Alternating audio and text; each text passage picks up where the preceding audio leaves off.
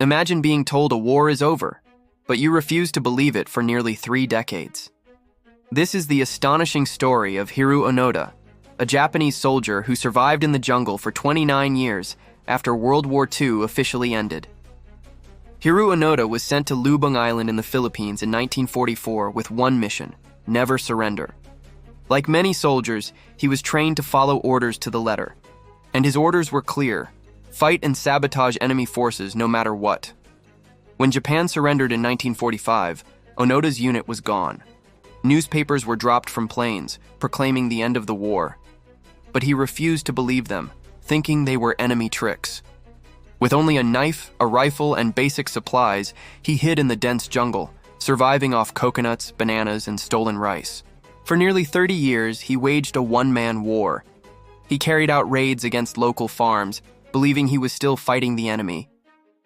Villagers tried to convince him the war was over. Some even risked their lives to leave messages in the jungle, but Onoda held firm. It wasn't until 1974 that things finally changed.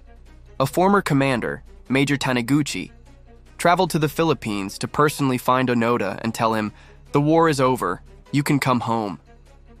Only then did Onoda surrender, a man who had lived almost 3 decades in hiding, fully committed to a war that had ended before he even knew it. When he returned to Japan, the country had changed beyond recognition.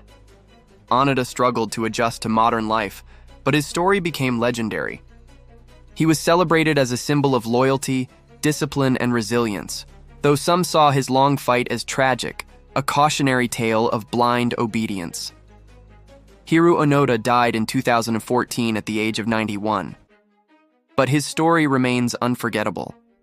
A man who lived in the shadows of a war that the world had long moved on from. A soldier whose loyalty survived decades, even beyond the war itself.